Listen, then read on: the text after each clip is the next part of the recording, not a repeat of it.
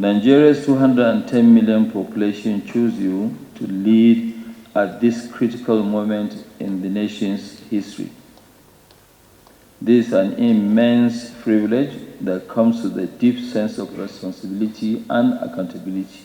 And I hope you agree with me that your biggest responsibility is to give every Nigerian the opportunity to thrive. Bill and I, through the work of our foundations, have been partnering with many of you for several years to support your efforts in eradicating polio and improving routine immunization, nutrition, and primary health care. Since Bill's visit in 2018, we have supported the government's efforts on human capital development. We genuinely believe that the National Economic Council and the decisions that you make together over the next 4 years will determine whether Nigeria has strong economic growth, keeps its citizens healthy, and contributes to achieving the United Nations Sustainable Development Goals. To achieve all that, as you begin to think about what topics to prioritize at the NEC and Nigerian Governors Forum, I would like to call on all of you to put human capital development on top of your list. It is very, very important to have it on top of the list. Together, using this unique platform, you can collaborate closely and make investments and policies that will ensure that our people have health and opportunity. Several past governors have exemplified this sort of exemplary and transformative leadership, even in the face of great adversity and limited resources. None more so than my brother, His Excellency the Vice President Kashim Shettima, GCON, who was governor of Borno between 2011 and 2019. Despite the Boko Haram insurgency and humanitarian crisis, the state eliminated wild polio and advanced their agricultural programs, among other achievements. And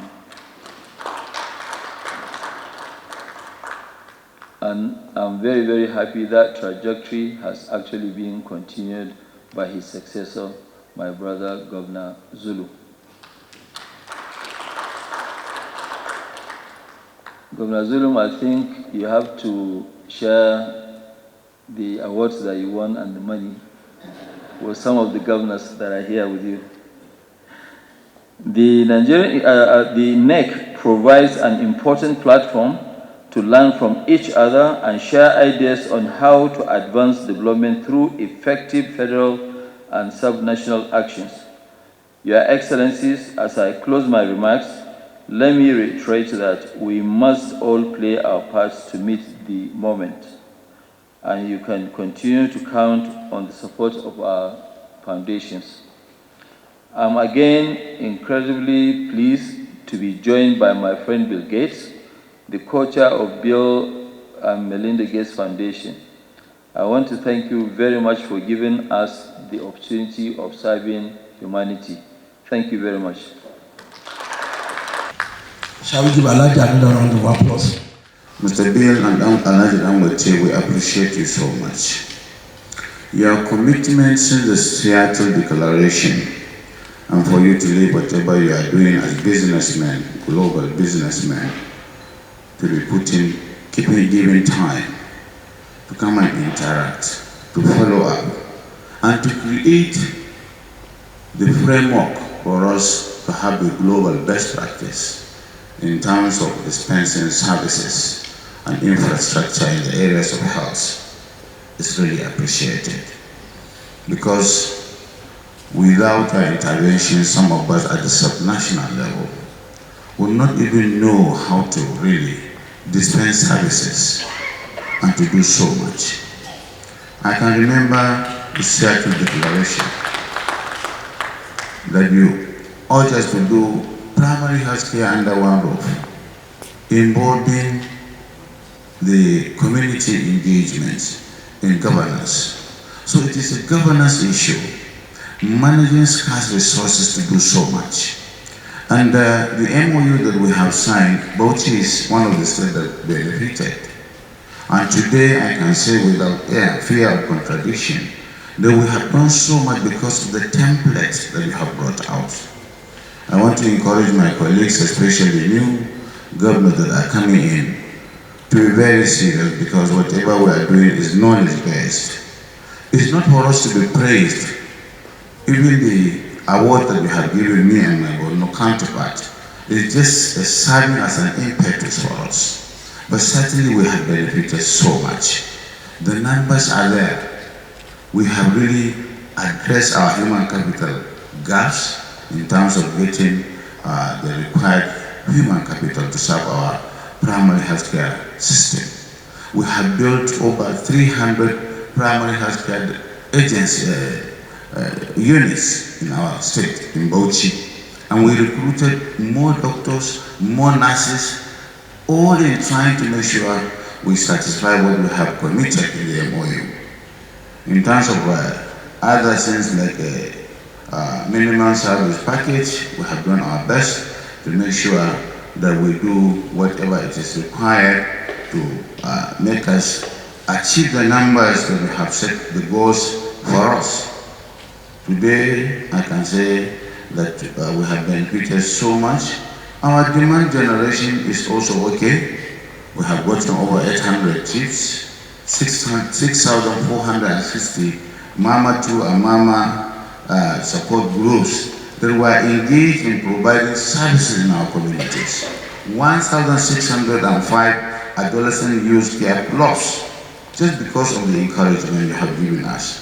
410 community volunteers were engaged.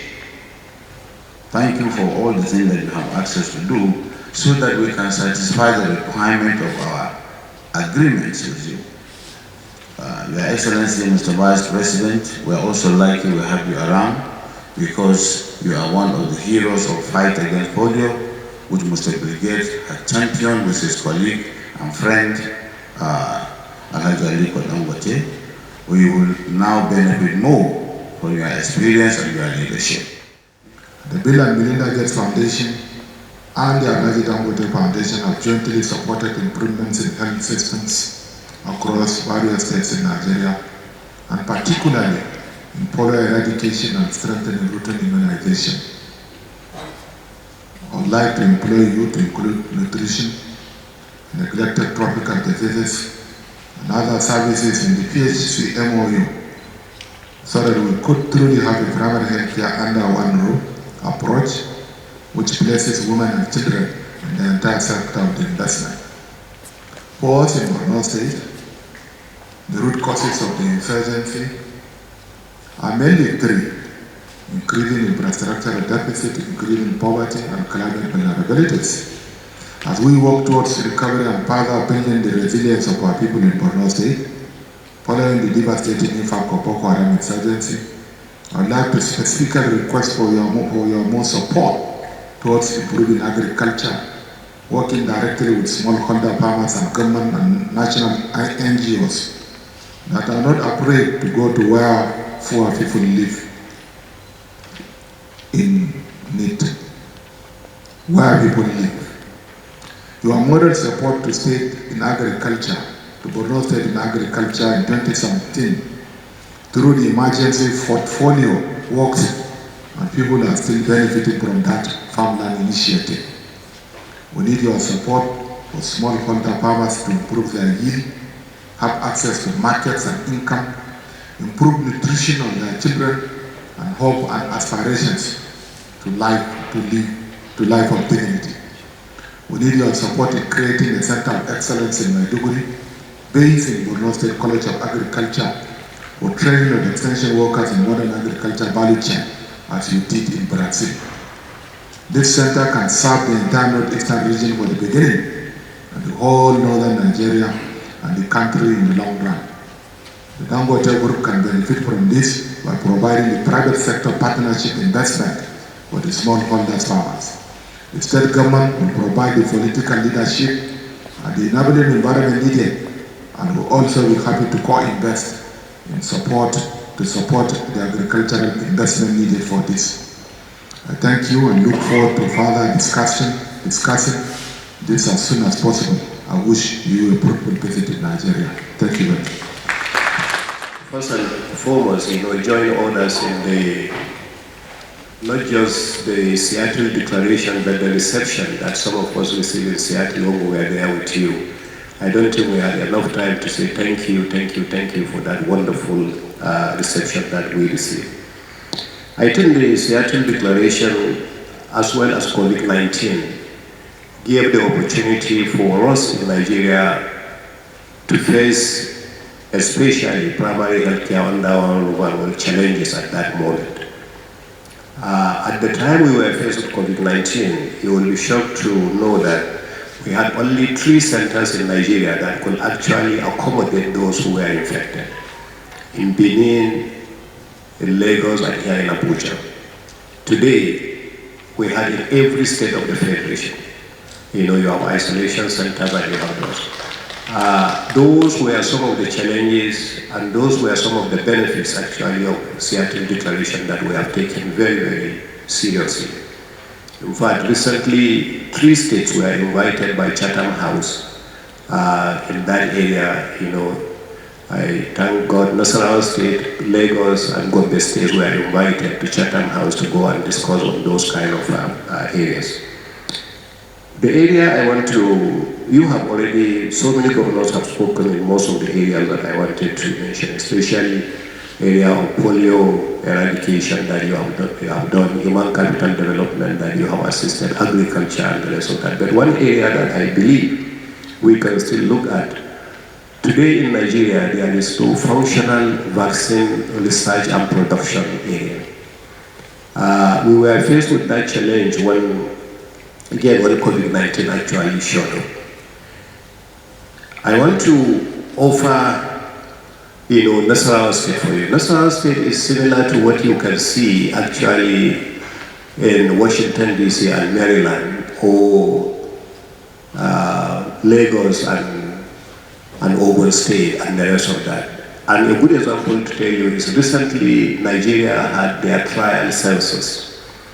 When they had the trial census, one local government is taken out of all the 6 geographical zones. Locally for us, Nasarawa State was selected and Karu local government was selected. Karu local government is the fastest growing local government in the whole of Nigeria.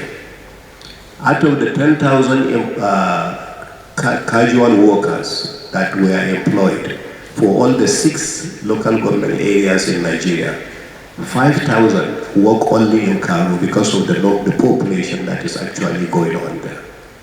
So this is one area that I will plead with Mr. Gates to actually look at the possibility. We have recently built a research and diagnostic center. We're more than happy to let it for part of your own research, because some of those research locally will actually be very important, I think, for us. I want to thank you. The gentleman gave me the opportunity to be the last speaker, and I don't want to abuse the opportunity.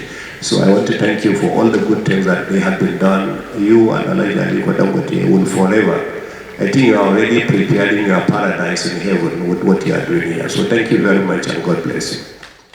Your Excellencies, governors across the length and breadth of this great nation, Mr. Bill Gates, Mr. Aliko Dangote, distinguished ladies and gentlemen, 3 years ago the world economy will change.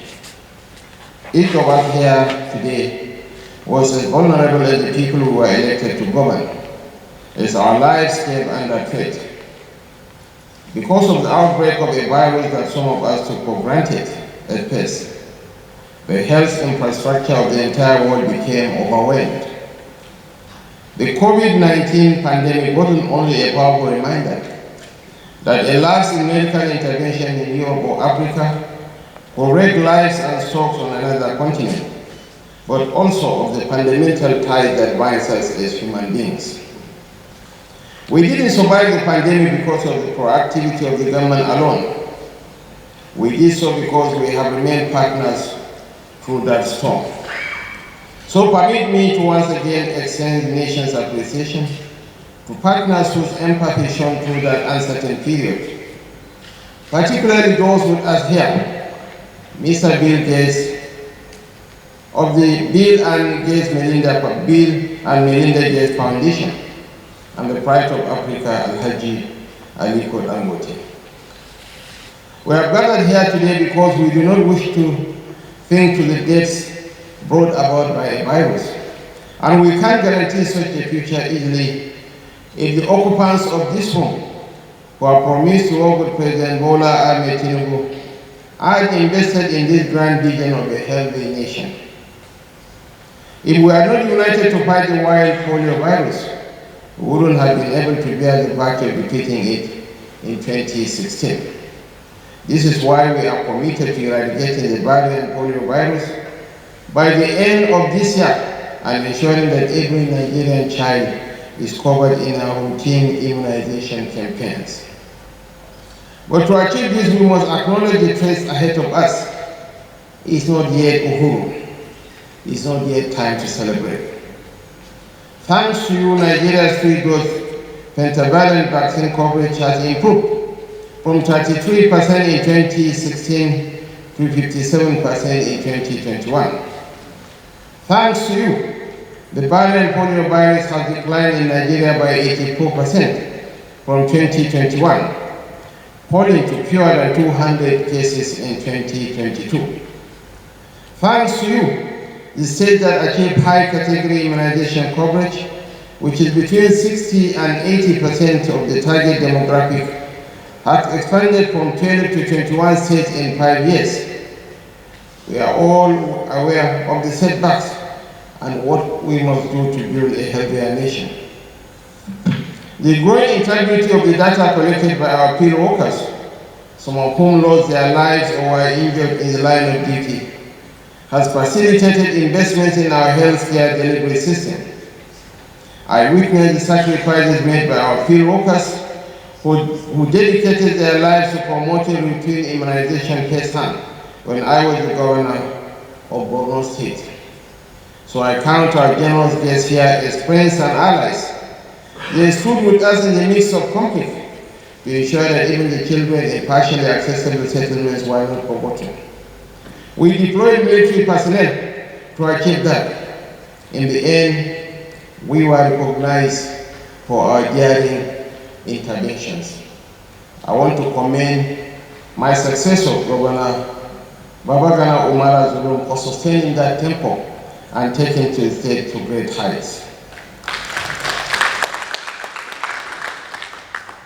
He's someone who is head and shoulders above me in terms of intellect, in terms of capacity, in terms of understanding the peace development nexus. He deserves to be celebrated and he deserves to be commended.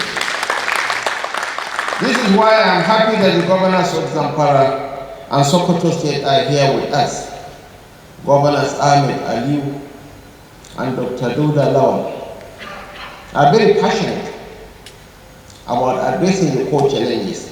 Now the major problem in this country, as far as the polio virus is concerned, is largely restricted to 3 states: Sokoto, Zamfara, and Kebbi. I'm quite glad that the 2 governors are here with us, and they have shown that commitment, that zeal, that passion of frontally addressing our challenges. So this gathering isn't only a celebration of our progressive synergy to end vaccine-preventable diseases and poverty.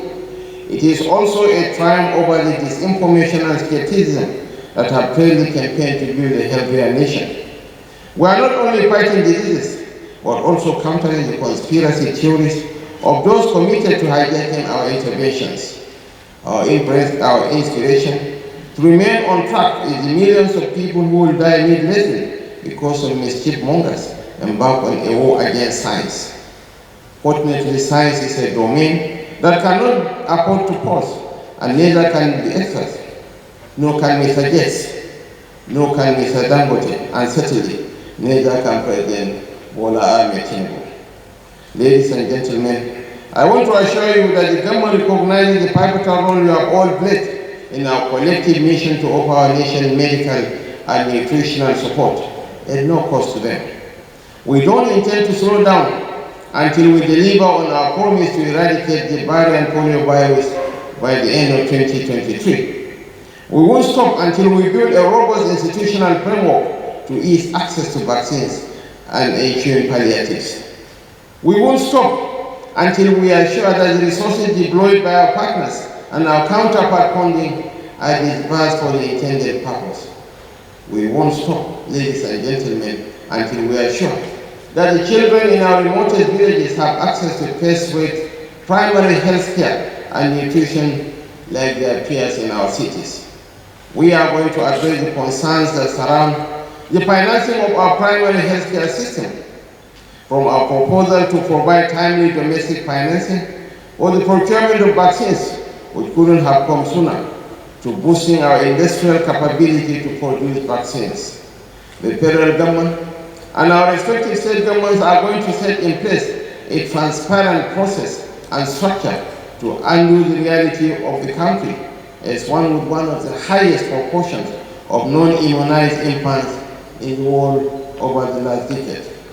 But Your Excellencies, ladies and gentlemen, all these promises to build a healthier nation remain an exercise in theoretical projections if we don't invest in the quantity and quality of food available to our people.